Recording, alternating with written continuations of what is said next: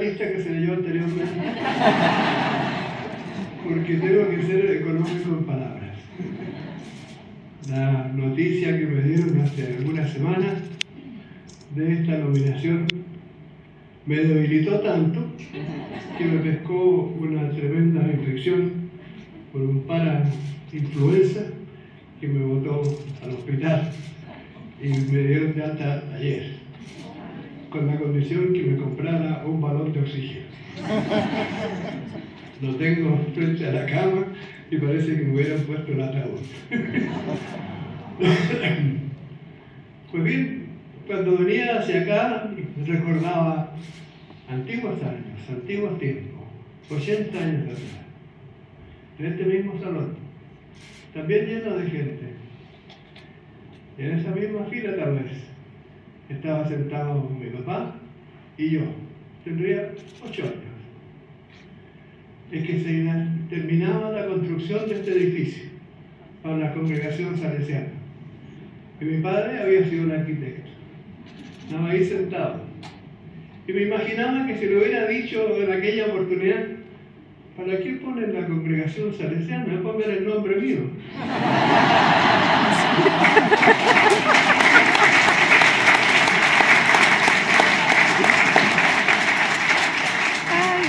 Seguramente que mi padre habría pensado: está comenzando una temprana vocación sacerdotal.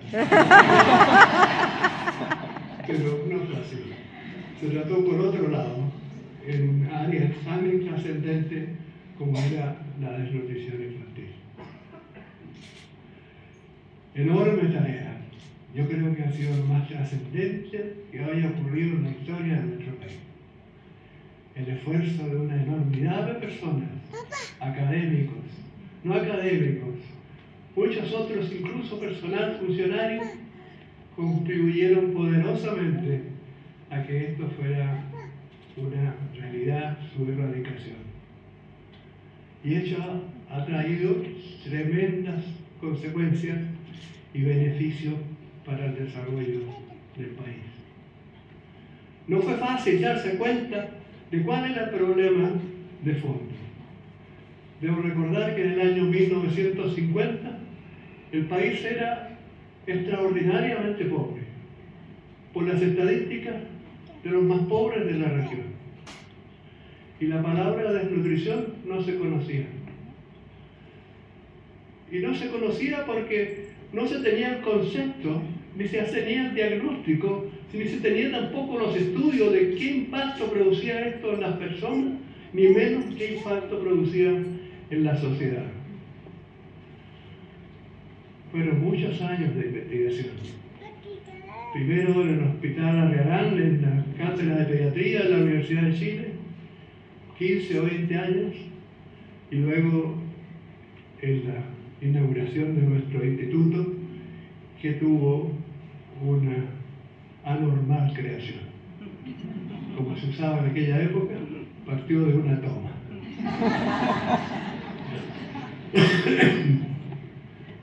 Pues bien, le tengo el encargo al rector que me averigüe si realmente la universidad le pagó a los salesianos o no. Porque quiero morir con la conciencia tranquila. Yo creo que les pagaron, porque los salesianos no se quedan callados. Muy bien. Muchos años demoramos en tener el concepto. Costaba mucho convencer a la comunidad. Nosotros ya estábamos convencidos, pero no la comunidad. Cuando decíamos que la mortalidad infantil era muy alta, que los niños se morían antes de los 15 años de edad, la respuesta era: pero aquí nadie se muere de hambre. Aquí se mueren de enfermedades infecciosas, de sarampión, de tuberculosis, de tifoidea, de meningitis, de cualquier otra. Y convencerlos de que no era así. Que esas mortalidades tempranas eran debidas fundamentalmente a la subalimentación crónica mantenida en el tiempo en los primeros años de vida. No estaba claro ni mucho menos que estamos sumergidos en un mundo microbiológico densamente poblado de microbios. de virus, de parásitos, y que nuestro organismo tiene que constantemente defenderse de la agresión de esos microorganismos agresores. Eso no es gratis. Eso le cuesta al organismo por lo menos el 20 o 30% de las calorías que debe ingerirse cada día. Si no tiene las reservas calóricas, está expuesto a una fácil contaminación y una muerte secundaria por la enfermedad infecciosa. Nunca se había pensado cuál era el drama social y económico de la muerte temprana. Que se muriera el 50% sucediera antes de los 15 años de edad. Se pueden imaginar no solo el costo social, sino que el costo económico. Que cada 100 niños que nacieran seres humanos, que debían desarrollarse de acuerdo a su potencial genético, fallecieran 50, la mitad, y que solo la mitad quedase para que pudiesen incorporarse en la etapa productiva y devolver a la sociedad lo que habían recibido. El costo era inmensurable y no se quería ver. Pero más grave aún, eran aquellos que sobrevivían y quedaban lesionados por siempre en su desarrollo físico y en su desarrollo mental. Y se ponía esto en evidencia, no solo en que eran más pequeños en el crecimiento. Cuando uno insistía en esto, o sea, que no se coman claro con los araucanos que son chiquititos, no los que también son desnutridos. Pues bien, cuando trataba de convencer, la respuesta era también elusiva. Pero se ponía en evidencia cuando comenzaba la exigencia del proceso educacional. En aquella época, el año 1950, de cada 100 niños que comenzaban la educación básica, solo 20 la terminaban por incapacidad de aprender. Es decir, una muerte temprana tremendamente costosa y una sobrevivencia de individuos dañados por el resto de la vida. Lo veíamos como un problema extraordinariamente serio y crucial por los tiempos que se vivían. Ya se podía predecir el proceso de crecimiento del conocimiento nuevo que venía adquiriendo una velocidad extraordinaria. La verdadera expansión del conocimiento que lo invadía todo y que todo lo convertía en algo diferente, transformando totalmente nuestras vidas. Pues bien, si te contabas como un material humano o un recurso humano dañado y además que fallecía prematuramente, veíamos como que esto era un espectro para nuestra incorporación real a la sociedad del conocimiento. Que no lo íbamos a alcanzar nunca. Era el punto crucial, o entonces o nunca. Se decía siempre que América Latina era el continente del futuro. Y si así de continuar, iba a continuar siendo el futuro. Ahora pareciera que no es así. Se comenzaron a implementar los programas. Yo diría en el año 1973 aproximadamente. Y debo reconocerlo. Porque hubo entendimiento de por lo menos alguien de la Junta de Gobierno, que fue Gustavo Lee, y pidió a Tinta, o a los que en ese tiempo nos estimábamos de Tinta. Yo me había autonominado director, en vista de que la universidad no me respondía. Y pusimos las condiciones. Y las condiciones eran que teníamos que desarrollar el programa que habíamos elaborado, concentrado en los primeros años de vida, en el control del niño sano. Para eso necesitábamos una tremenda infraestructura. Y el servicio de salud tenía más o menos unos 1.500 centros de salud. Necesitábamos 4.000, que no se nos escapara ningún niño de los 320.000 niños que nacían cada año. Ese era el desafío y esa era la labor. Desde el proverbio, desde el embarazo, desde los primeros años de vida, porque ya sabíamos que allí estaba la única forma de prevenir el daño. Para eso necesitábamos, y lo pusimos en las condiciones, un organismo estatal, con PAN, a 6 ministerios, porque había que trabajar en conjunto los diferentes factores que estaban condicionando el hecho. Y así nació una ley que con PAN hubo que manejarlo. Yo fui secretario ejecutivo durante 5 años, hasta que Gustavo Uribe lo echaron en desacuerdo con Pinochet. En ese tiempo, entonces, a los 15 días capotó con PAN. Pues bien, pero ya estaba en marcha y ya no tenía pie atrás. Y desde entonces se ha mantenido hasta ahora. Cuento estos detalles porque uno puede corregir una serie de comentarios y de consejos de cuál puede ser el rol de la universidad, y debería ser el rol de la universidad en esta sociedad del conocimiento. Tan diferente a la sociedad que pocos años antes había estado viviendo la humanidad. Una sociedad cada día más demandante de saberes, de conocimiento, de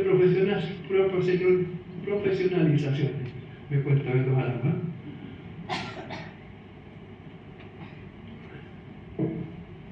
Con la dificultad que esta generación de conocimiento no estaba beneficiando a todos por igual.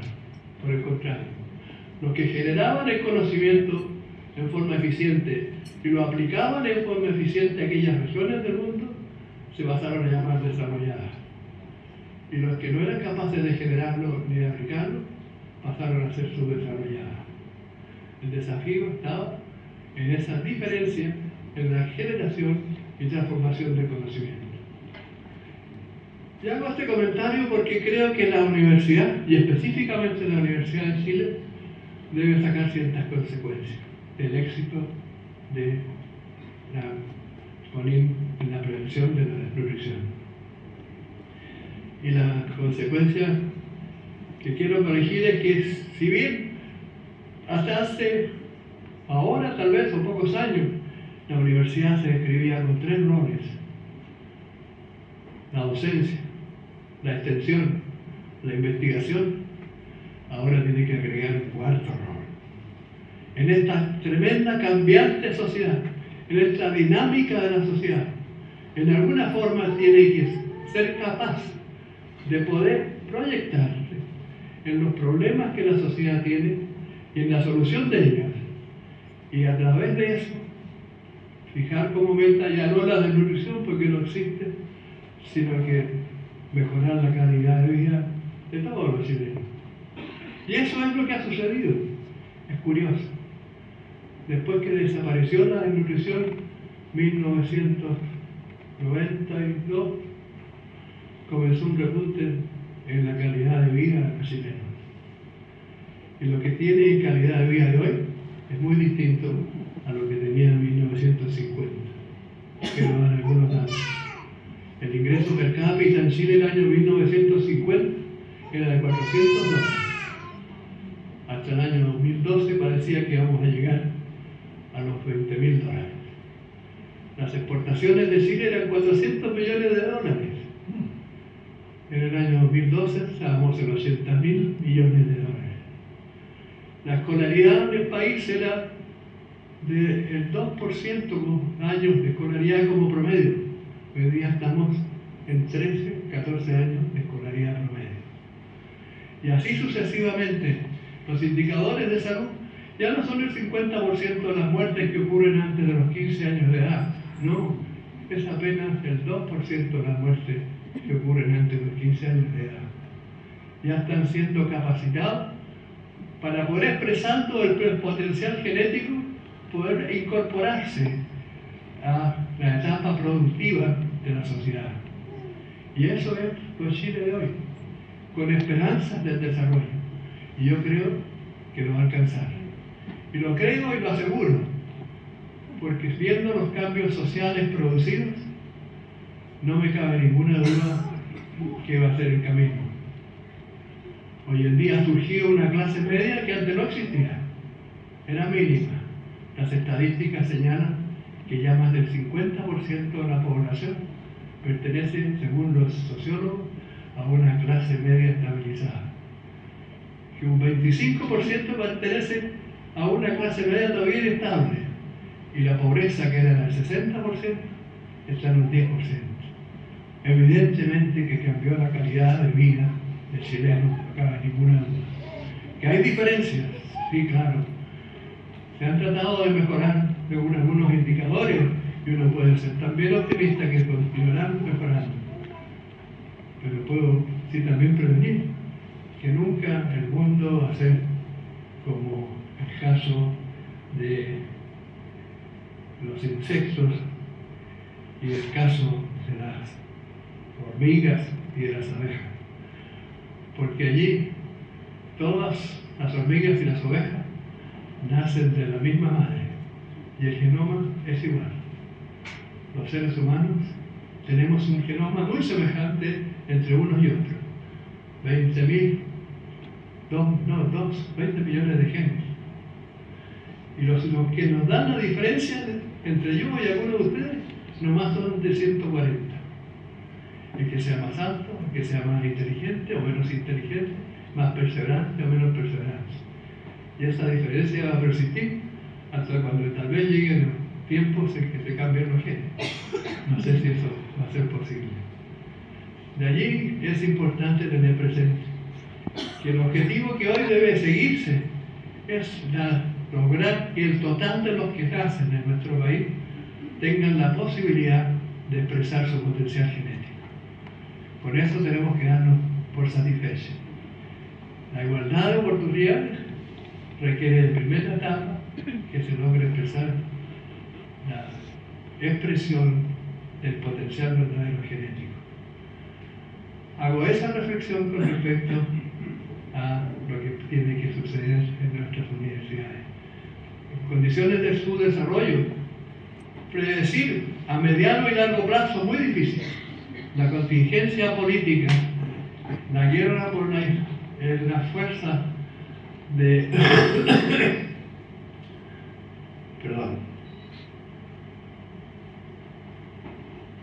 la lucha por el poder obligan a soluciones simplistas. Ya no podemos desconocer que la sociedad del conocimiento es casi como un organismo vivo, en que hay distintos factores que la están condicionando. Que si yo muevo uno, tengo que reconocer que necesariamente voy a producir un reflejo en el resto. Ese es el verdadero rol de la universidad. Adelantarse y programar, porque tiene esa posibilidad a largo plazo. Si los diversos gobiernos no pueden hacerlo a largo plazo, porque la lucha por el poder es inmediata, la universidad debiera ser la que mantuviese ese estudio a largo plazo y proyección a futuro del país. Ese yo específicamente lo veo en la Universidad de Chile, en la Universidad Nacional, en la Universidad del Estado. Las otras también podrán colaborar, pero es responsabilidad de la Universidad de Chile. Digo esto porque yo creo que eso es lo que lo estamos viendo.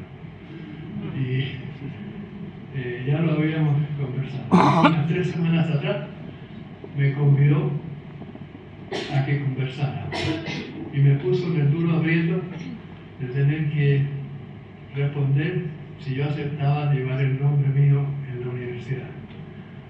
Y yo me asusté, estaba Verónica presente, tanto me asusté que me bajaron las inmunidades y agarré el resfriado. Y le hice verte que no era yo, que indudablemente era un conjunto de académicos que trabajaron en conjunto y fueron sumando sus esfuerzos hasta tener un diagnóstico apropiado, hasta saber la cuantía del daño, hasta saber cuáles eran las acciones que debían implementarse y hasta saber que realmente se cumplieran. Esa es la labor a largo plazo que creo que las universidades deben cumplir. Quiero señalar algo, por ejemplo, para terminar, porque si no, uno de mis problemas es que no me logro desenchufar. Pero en fin. Pero cómo lo vivimos es importante el hecho que llamo en los cambios de estructura social.